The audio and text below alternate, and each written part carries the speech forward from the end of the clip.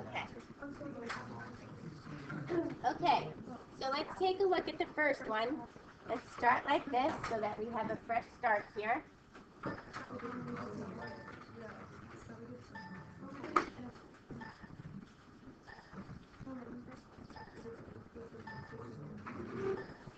All right, the first one we started yesterday.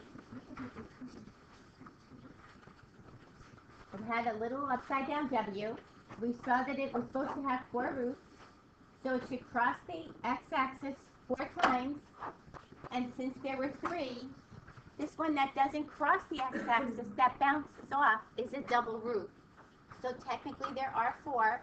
We had a negative, God bless you, a negative coefficient for the highest one, which pushed the arms down. Okay. I just want you to get used to seeing these because pretty soon you're going to be doing this without a calculator. And you could absolutely do this without a calculator. When you start doing these in here, when you do your roots and you find out where it's crossing, God bless you, and you know your ends are going down, you know these have to extend. Somehow it's got to come back down here and bounce off. You absolutely can do that. Granted, you're not going to know how high this is, but that's why we sketch. So, and that part we won't be able to figure out without your calculator. Unless you figure out halfway through here. I mean, there are symmetry things in here we're going to use, but yes. How is the range what it is? The range is absolutely wrong. That's not the range we had yesterday. What did we? It was negative infinity to 4. Sorry about that. That's not the range we did yesterday. Sometimes when I'm copying these over, I don't know what happens to me. So absolutely correct my work.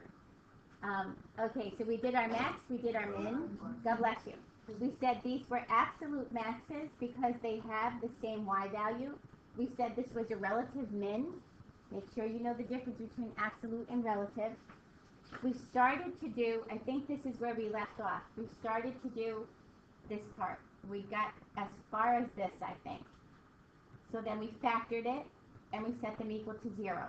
You have to show me your intercepts algebraically.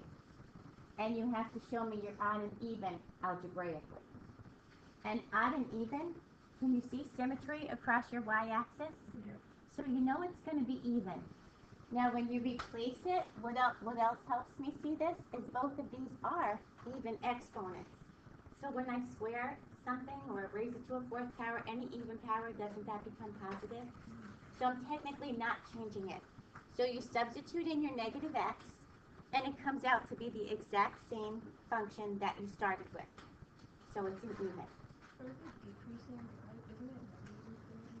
So let's see where decreasing is. Increasing went from negative infinity to this x point, then a decreasing went from here to here, then an increasing went from here to here, and a decreasing went from here to infinity. What you're checking through is your x's. So this, we're charting your x interval. So you're saying from 0 to 1.414, your y value increased. You're saying from 1.414 to infinity, because you're reading left to right, that your y value is decreasing. Let me put it to you this way. Watch. Here's a nice way to notice it. So here I am over here. If I say that my y is decreasing from 4, or from negative infinity to 4, say I say my y is decreasing. Say I use my y values. I have to kind of work backwards, right? How do I even say this? From negative infinity to 4 to positive 4? Where would I even see this? I would see negative infinity to 4. That's my x value.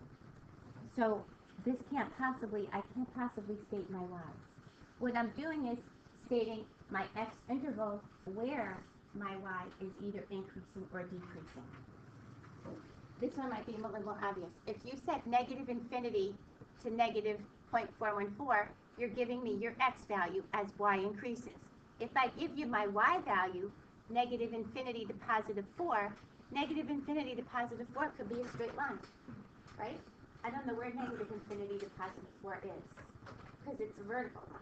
So I have to state my x values as it moves from left to right.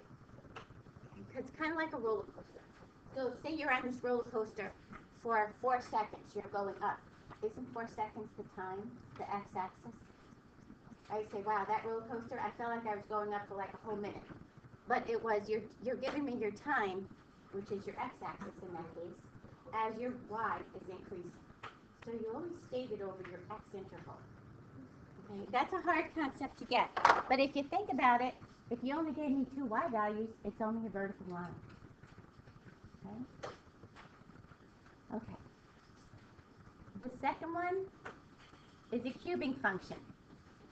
So the domain and the range are nice for this guy. All real numbers. We can do that from the very beginning. Find your, I should have 3 roots, but I have 2 because this guy is a double. Normally they pass through the x-axis. If it bounces off the x-axis, it's a double. So we do find your minimum. This is a relative minimum, relative maximum, relative minimum. Label this. I didn't label these, but label these. It's kind of a little bit easier. So your relative max, your relative min. You can probably see it on your table as well, because right now you're still graphing these. And your intercepts, solve them algebraically. They should match your graph. I know you can pull them right off your table, but you still need to solve them algebraically. And your odd and even, God bless you, we could see that there's no symmetry through the origin. If I look for this point over here, it's not there. There's no symmetry to the y-axis, so plug them in, and they should be neither.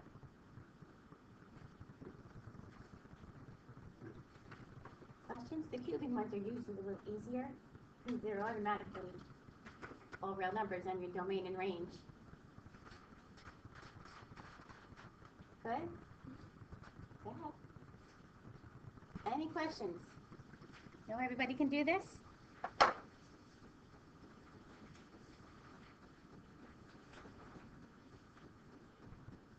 I've given you a sheet. It's just a note sheet. I don't even know, maybe 2 weeks ago. And it had like all the things defined and described out. So if you're doing your described ones, kind of go by that note sheet. You can check it off. Or Amanda did one of the, Allie or Amanda did one of the examples we did and checked them all off, the one we did in class. Just so that you get the hang of it. You'll kind of get used to these. We do a lot of these. In fact, we can do a lot of them without your calculator pretty soon. The max and the mins would be hard, but we can pretty much do the rest. Mm-hmm. So why is it all relative again? Relative because I'm all real on my infinities here, this goes on and on and on. So this minimum will keep on going. This maximum will keep on going. So this is relative just to that spot. Oh, okay. That's why we say relative max, relative min. Okay. This is relative just to that spot. And if there's like two curves, then you'd be able to say like maximum. Well, if you did this, if you kept going with this, and it went like this, all these guys would be relatives. Okay. Because I have infinity down here, infinity up here. An absolute is when I do this. And this is an absolute, because that would be the highest. This would be a relative, because that is a relative just to that area. Make sense? Okay.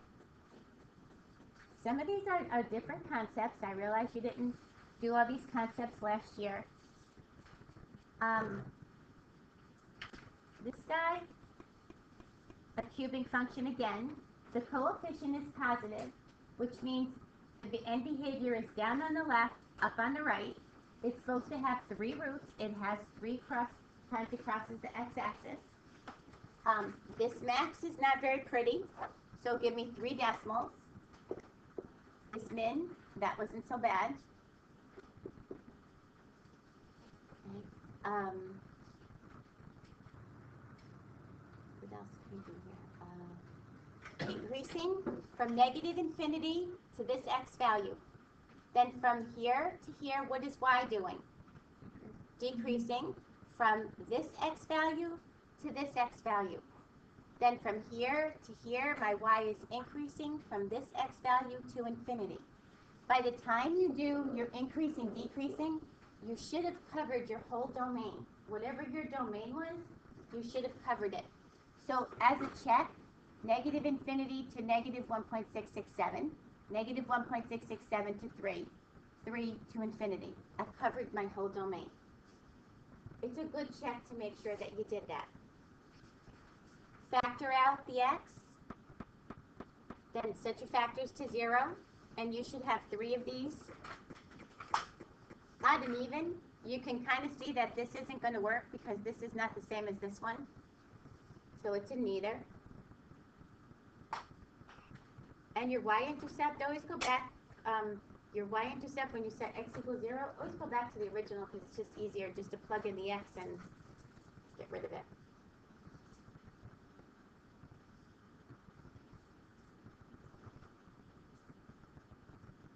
Getting a little bit better.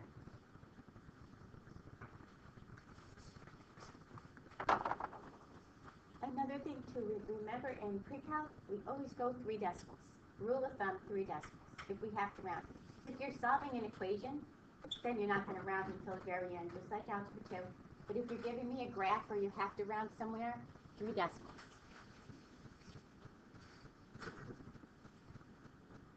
And the last one, we should have 4 roots. 4 times it crosses the x-axis, we can see it crosses 4.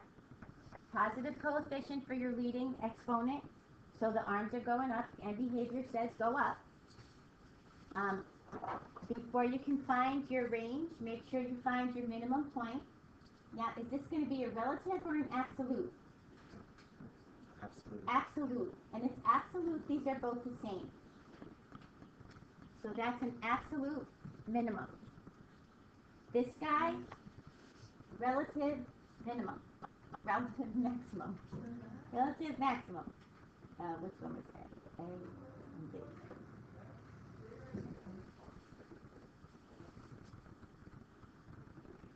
Increasing, decreasing, follow it like a roller coaster. Start at the left-hand side. So as you're going from here, read your x's left to right. You're starting from negative infinity x, and you're going to get stuck right there at that turning point. Remember I told you, 4 roots, minus 1, 3 turns. We got 3 turns to go through. Pretty soon we're going to add an inflection point and concavities. But we'll add one thing at a time. God bless you. So you're decreasing from negative infinity, God bless you, to this x value. Then your y is starting to increase from this x value to that x value. Then your y value is decreasing from this x value 0 to this x value. And then the last part, you're increasing from here to here. Did we cover our whole domain? It has to cover your whole domain. Algebraically, find your intercepts. You should find 4 of these guys. You have 2 perfect square factors. And you can you see symmetry to the y-axis? You can see it right in here, right at this point. When symmetry to the y-axis says take your xy and your x negates. So from here to here, didn't my x negate? There's my symmetry to my y-axis. When you plug it in here, you should get the same function. When you raise to an even power, your negatives become positives. So that should negate that.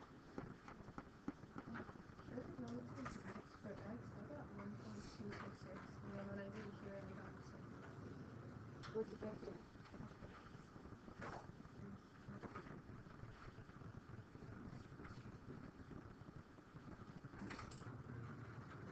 But see, now watch that. See that negative e to the 6? That's a scientific notation. So that says move it 6 decimals back to the left. So that's about 0. So tell me what you got. You got negative 2.053. E to the negative 6. Be careful of this. Your calculator does weird things. This is a scientific notation number. It's the same as saying times 10 to the negative 6. 10 to the negative 6 says this is a very small number. Move your decimal 6 places to the left, which means you're going to add 5 zeros to this guy. So essentially, that's 0. Yes. Oh, you said when you find like odd or even, you said you can just multiply the whole thing by -1. Well, at the end, this. If you find, you have to plug in your negative x first. So when it's odd, every sign is different. Yeah. You can pull out a -1. So if I did an odd one, I would be able to say, if I pulled out a -1, then this would be my original function. Then I would know it's odd. But because when I plug in a negative x, it comes out exactly the same, then it's even. There's only 2 things that we check for. If we pull it all out and it ends up the same, if we pull it all out and it ends up all the opposite. You know, like when you have a, when you do an equation, I don't know, and you do this. So what happens to that negative sign? So it becomes a -1. And so then you distribute it all the way across, right? So it's kind of like the same thing here. If that one happens to be an even, but if it's an odd one, if you pull out the -1, then this remains exactly the same, and your -1 just sits outside, because every term has the opposite sign. Or just say if they're all opposite, then I'm negative, then I'm odd. And excuse me, the odd ones, you should see symmetry through your origin. So this point down here has to be that point up there with opposite signs. So you should see its symmetry through your origin if it's odd. Okay? Any questions so far, guys? And transformations, guys, we're going to do them without your calculators.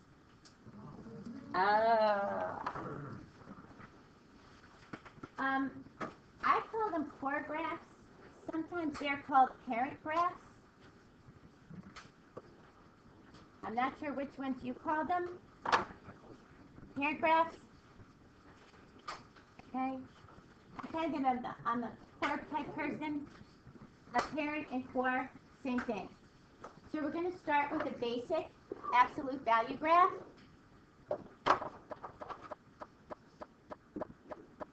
So your absolute value graph goes here. How come I have no negatives on the absolute value? It's always positive. Good. So I can write my absolute value graph, basic one, like this. What's the domain of this graph? Domain. I can put any x value that I want in there, right? Does anything stop me from putting in -1.2397? No. My range is different. My range is 0 to infinity. Can I put the absolute value of 0? Always check the 0, because that's always a tricky one. Okay, now, if I take this, and I change this in here, what does it do to me? It shifts it where? Horizontally? Where? To the left, to the opposite way. The one inside the brackets, or the parentheses, or whatever one you're doing, whatever function you're doing, is going to shift this the opposite way horizontally. So I'm going to move this 2 points to the left. Remember, we're sketching. And we're just going to give our graph. And if we describe your transformations, you have to use the big boy and the big girl words. Horizontal, shift, left, 2 units. If I see it move to the left 2 units, 2 times, 2 spaces, then you don't get credit. You've got to use the right words. So we have a horizontal shift to the left 2 units. Okay? Now, did this affect my domain? My domain stayed the same. Would it affect my range? No, because of this. My range is my Y value. If I move horizontally, it's only moving my X. Did I change my Y? No. So my range should stay absolutely the same. Okay? All right, let's do one more. Say I do this.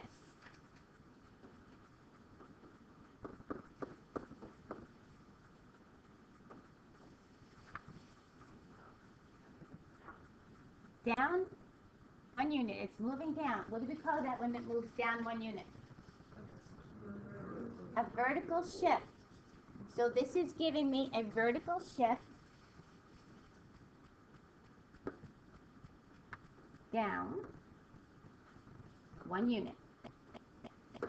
Now, when I move down, did I affect the Y or the X? The Y. So the Y is associated with which one, my domain or my range? Range. So my domain should not be affected, but what's going to happen to my range? I'm going to subtract 1, because that's what it said for me to do, off of my range. And now my new range will be -1 to infinity. Make sense? Okay. All right, we're going to do a couple of these with each one, just so that you get the hang of it. All right. Squaring functions. This is your beloved parabola. It's going to work exactly like an absolute value one does. So what's the domain for this parabola? All real numbers. And what's the range? How come I don't have negatives in here? God bless you. How come there's no negative Y's? Good, because I'm squaring it, and negative times a negative is always going to be positive. And again, I'm going to check the 0. The 0 squared is 0, so I can use that. Now, it's going to have the same effect as the other ones. If I shift this in here, this way, which way is it going? To the right. It's going the opposite way to the right. Did I change my domain, my X or my Y? I moved horizontally, so I have a horizontal shift, right, 2 units. And this changed my X, but my X is all real numbers anyway. So I have the original domain and the original range. If I do this, I realize I'm coming to the end here.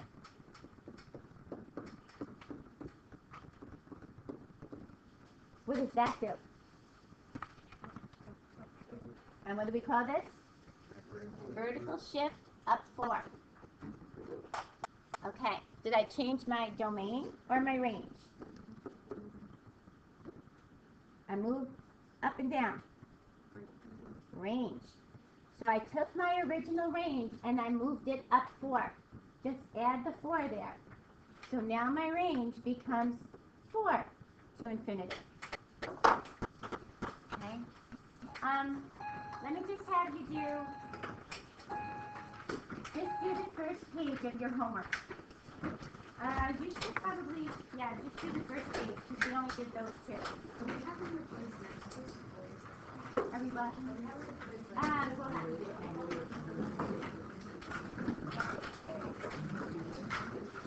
So we'll just get through this.